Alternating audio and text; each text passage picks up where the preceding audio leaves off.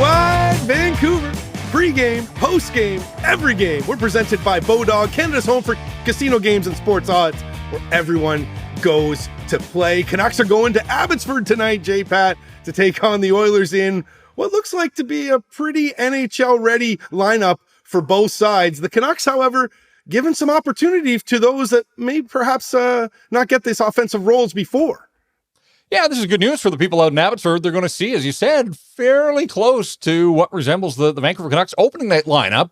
Now, there's probably still a little tinkering to be done, and obviously they got to get through these last two games in the health that they've got, because injuries are becoming a story with the Vancouver Canucks here in the preseason. But if you want star power, it looks like you're going to get it tonight out at the Abbotsfard Center.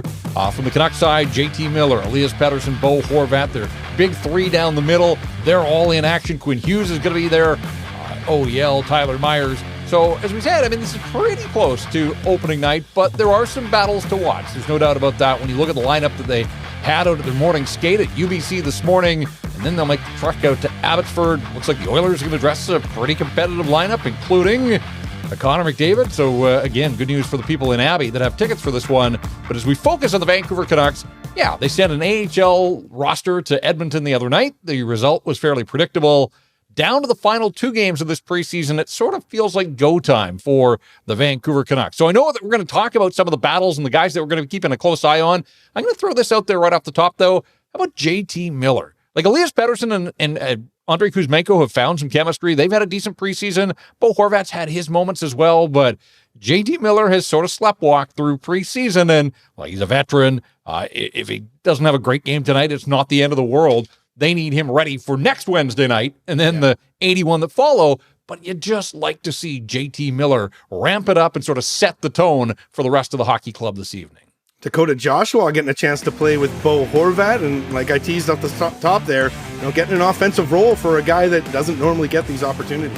Yeah, I think this is interesting. I'm not sure that the Canucks fully know what they've got in Dakota Joshua. They've used him primarily in the role that we think that he will fulfill for this hockey club this season, and that's lower in the lineup, bringing energy, physical, dropping the gloves if he has to. But here tonight, getting an opportunity to move up to play with Bo Horvat. And if you're with Horvat, then you're definitely in the top nine. Mm-hmm.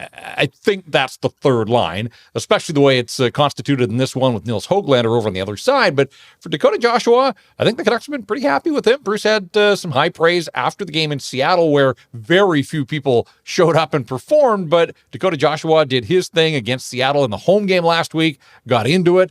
Again, this is a guy that can't play a quiet game, just at his size. That's why they went out. They think there's potential there. They think there's a National Hockey Leaguer. They committed to him. And I think he's been pretty decent through training camp and the preseason action that we have seen. But I am interested to see, what does he look like with Bo Horvat, and how does Bruce Boudreau use that line? Is that going to be some sort of shutdown line? Because if it is, then that's a real opportunity for Nils Höglander to focus on that side of his game and show the coach that, yeah, he can hang at this level if they're asking him to play primarily a defensive game tonight. D pairs are getting mixed up a little bit. A familiar pair that we've seen before, Hughes and Shen back together, but OEL and Poolman with Burrows on the left side with Myers. Let's start with the OEL and Poolman pairing there, JPat. Tucker Poolman didn't have the best game the last time we saw him. Maybe a chance for him to get back into the coach's favor tonight. Well, they've given him the security blanket of Oliver Ekman-Larsson, and I think that tells you that. And again, we don't know how Bruce is going to deploy his defensemen and who's going to get the matchup against Connor McDavid. That said, if you're Tucker Poolman, you got to use what you have, and that is mobility. He skates well for a big guy. Defensive reads, though, that's been a bit of a problem. Some of his passing, we saw the big mistake, the loud mistake in Seattle that led to the 3-0 goal for the Kraken. So they're sort of wrapping him in a security blanket of Oliver Ekman-Larsson tonight, and we'll see what he can do. It's interesting the way that the Canucks have handled Poolman here through the preseason, because he's played with a whole bunch of different left side guys, and I don't know if they're still hoping to sort of strike lightning and find chemistry that works, or if they're looking at other things, and Poolman is sort of the odd man out. It's interesting to see Quinn Hughes. We talked about this on our last pod. How are they going to use Quinn Hughes in these final two preseason games? Yeah, familiar with Luke Shen, but back on the left side after all the talk about Quinn Hughes and the right side experiment. There is that one game to go on Friday, so let's see where Hughes plays then. But tonight he's going to be on the left side. And then that leaves the other pair of Kyle Burroughs, who has been terrific in the preseason, a natural right shot, but they're sliding him over to the left side, and they're playing him with Tyler Myers. So any line up that has Hughes in it, Quinn Hughes is your number one defenseman. I think OEL is on the second pair, so that probably means for this game tonight that you're looking at Burroughs and Tyler Myers essentially as the third pair for the Vancouver Canucks on defense. Tucker Poolman spoke to the media pregame. He was asked about if he can get his game to another level and what his game looks like when he's firing on all cylinders. I think for me, I got to be skating, try to push the pace, play simple, just try to execute as best I can. But for me, I think I need to be more of a skater and just try to push the pace that way. Playing with a bunch of different guys, talking to different guys, kind of going through the system with Bruce. This is his first training camp, so he's got to talk to us a lot more and all the new coaches and kind of just a lot more to digest and to kind of implement as a team. JPat, I thought the first question was kind of interesting for Tucker Poolman because this is a veteran and you're asking a veteran if he can take his game to another level. But as we've seen with Tucker Poolman, he kind of has to get his game to another level, especially if he wants to stick in this lineup with the Canucks. Yeah, well, only a half a season for the Vancouver Canucks last year and then hit injuries. And the half season that he played, I'm not sure that he really showed his best. So I think it's a fair question just because we don't necessarily have the full book on Tucker Poolman. And in fact, when you look at NHL defensemen, and there's sort of this theory out there that, they're not truly NHL defensemen until they've logged 300 games in this league at that position. For a guy who's 29 now, Tucker Poolman's only played 160 National Hockey League games. So there isn't this massive body of work when it comes to Tucker Poolman. And so, you see the size, right shot. There's a premium on righties, obviously, in the National Hockey League. You want to think that there's more there. I'm not sure that there is. So we shall see in games like this one against a quality Edmonton opponent. You don't want a guy like Tucker Poolman being exposed. He's got to show that he can keep up with the pace of the game. He's got to show that his reads are proper and that he's not a liability in his own zone because, as we said, the depth chart is still in a state of flux when it comes to the defense. I'm just not sure, in the eyes of management and the coaching staff, where Tucker Poolman falls. So he better not be thinking that a job is guaranteed in the opening night lineup. You've got Kyle Burroughs, who can certainly slide over and play the right side. Jack Rathbone will not play in this game. And of course, Christian Wolanin had the nice game the other night. He's still around. He made it through that round of cuts yesterday. So they do have depth options here. And right now, that's kind of where I see Tucker Poolman. He's a depth option for this hockey club. Is he above and ahead of some of those other guys that I just mentioned? Are you surprised that Wolanin didn't get another shot tonight? Not really. Again, they've got 9 guys. 8 of them are healthy right now. The update on Travis Dermott, I was able to talk to Bruce Boudreau very briefly and just asked, is there any update on Dermott? The coach said he looked better today. He talked to him this morning. Dermott didn't skate, so there was no sign of him around the rink, although he must have been there because Bruce said he had talked to him. And he said when it comes to head injuries, and that's what we had been led to believe it was, he said a lot of times guys are sort of slumped and they don't look themselves. He said that Travis Dermott was bright-eyed, bushy-tailed, looking a whole lot better today than he did yesterday. But here's the problem. They're 1 week out from starting the regular season. They play for keeps next Wednesday against the Oilers in Edmonton. Well, Travis Dermott hasn't been seen since leaving practice a week ago. There's only the one preseason game remaining. And when I asked Bruce, are you concerned that Dermott's not going to be an option for you for opening night? He said, well, you're always concerned with the nature of this kind of injury. So the update is that there isn't a huge update when it comes to Travis Dermott, other than he wasn't on the ice, neither was Phil DiGiuseppe. And we talked about the fact that he skated the other morning and was supposed to be part of the traveling group and then was a late scratch and now not out there on the ice at all. So a little bit of curiosity when it comes to Phil DiGiuseppe, another guy who, he can't show what he can do to this management group and the coaching staff if he can't get in the lineup and play. So it's got to be a tough situation for him, but you figure he'd be out there if he could. So clearly something not quite right when it comes to PDG. And Nils Amon getting another shot tonight. He's going to center the fourth line.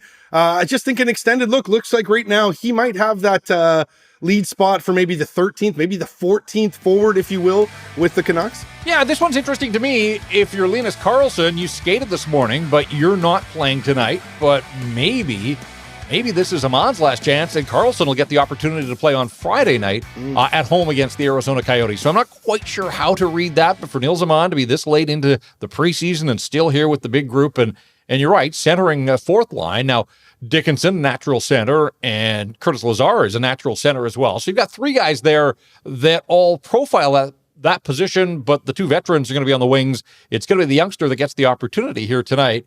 And again, a week out from opening night, I do think the Canucks are experimenting. They love Nils Aman's size. It's undeniable. We talked about Dakota Joshua. I think this team wants to get a little bit bigger.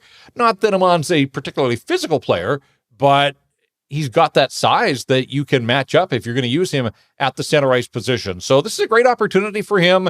He doesn't look out of place.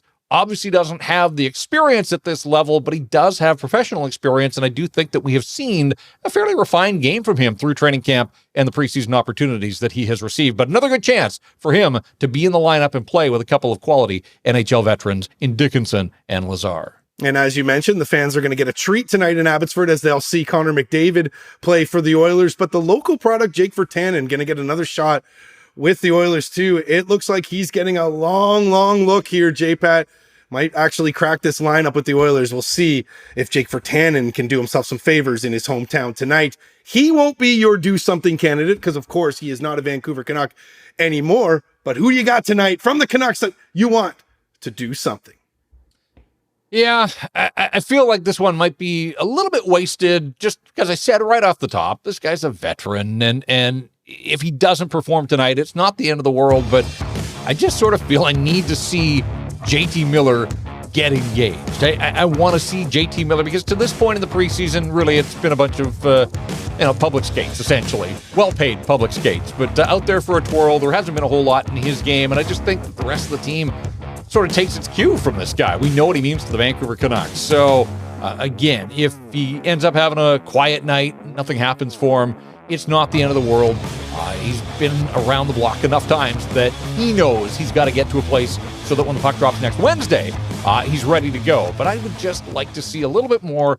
And the fact that they put Connor Garland on that line, they're giving him a legitimate scoring right winger, Tanner Pearson on the other side. That's the top line for the Vancouver Canucks. I hope that they look like a top line in preseason action here this evening in Abbotsford. So I'm going with JT Miller. He's my do-something guy tonight. Interesting choice there. And I know we didn't have a whole lot of praise for his game the last time we saw JT Miller. So I believe he was a -4 that game. Yep. So JT Miller, I like that as your choice to do something. If you're new to this pregame, welcome, and thank you for subscribing to our YouTube page. If you're new to the postgame, well, you got to subscribe to us on any of your podcast platforms. We give away a hat during every postgame, courtesy of our friends from 9 O'Clock Gun. We got 2 to give away, and what we do is we give you the hashtag. All you got to do is text it in to 778-402-9680. That's the Great Clips inbox. That'll get you into a draw to be able to win the hat from 9 O'Clock Gun, that is. And want to say congratulations to Jason Sellinger from Poco and Max McKenzie from Victoria, who sent in the hashtags scoreless in Seattle and woolly mammoth for our last 2 post-game pods. So be sure to follow us on your favorite podcast platform. All right, JPat, big one here for the Canucks tonight. I know it's preseason, but they're 0-for right now. They got to get a W here, and it would be good to get it in front of a crowd like they're going to get in Abbotsford.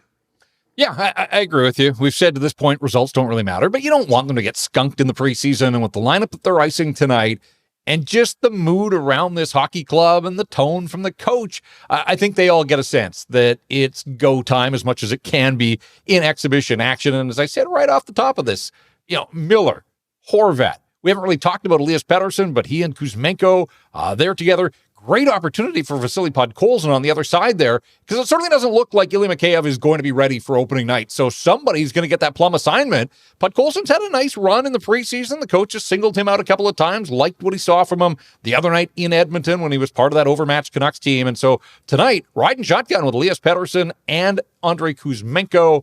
I like that opportunity for Vasily Podkolzin, and I want to see him sort of leave his mark on this hockey game. So, yeah, really no excuse for the Vancouver Canucks. Again, this could be the lineup that they ice when they start a week from now. I'm not saying that it's going to be. And the other guy that we should talk about is Spencer Martin. who looks like he's going to go the distance tonight. I'm a little surprised, to be perfectly honest with you. I know the Abbotsford Canucks are starting their training camp, and they wanted to get all of their guys through waivers, and Colin Delia did clear waivers, so he's on his way to the minors. But to be perfectly honest with you, I'm a little surprised that they didn't keep Artur Silovs around for another day. I just don't think Thatcher Demko needed to suit up tonight to touch American Hockey League ice at all. Like, if we're going to work on this assumption that the Canucks are going to better manage Thatcher Demko and his workload this year, start in the preseason. Like, what if Spencer Martin gets to start tonight, tweaks something in the first period? All of a sudden, Thatcher Demko is your backup, forced into action in a building that he's never going to play in this season or beyond. Yeah. And you could have kept Silovs around for an extra day. He's waiver exempt. He could have been a day late to Abbotsford training camp. I just think if you're going to keep the workload down for Thatcher Demko, he needed no part of this game. So, he's the backup goaltender. Hopefully all goes well for Spencer Martin. It's a great opportunity for him. With the moves this team has made, he now knows that he is the backup. He's earned that spot, but there's still something, I think, for him to prove to himself and to his teammates and to the fan base and everything else, that as good as he was last year, that nothing has changed, that he's going to try to be able to pick up where he left off last season. And so I expect that he'll go the distance tonight unless there's some unforeseen circumstance. I just think in a perfect world, you would have told Thatcher Demko to sit up in the stands in a suit, watch this one, and be ready to go the distance on Friday night in the preseason finale. But they elected to make the moves they did. So Demko will be the backup, and fingers crossed for him that he is not pressed into duty at any point in this hockey game tonight. JPat, I would have told Demko to not leave his couch tonight. Just stay at home. Don't even come to Abbotsford. Load management. Started early. I love it, JPat. We'd like to hear from you as well. Give us in the comments who you think needs to do something tonight. And, maybe you agree with the fact that JT Miller needs to do something tonight. Maybe you think, it's just preseason. I don't need to see anything out of JT Miller until the real games start. Let us know in the comments below, and be sure to follow us for the post-game podcast that we'll have as quick as we can after the final horn. We'll be recording it right out of the rink tonight in Abbotsford. All right, JPat, that's been another edition of the Rink Wide Vancouver podcast presented by Bodog. For Jeff Paterson, I'm Andrew Wadden. Remember, Rink Wide is the show that always scores.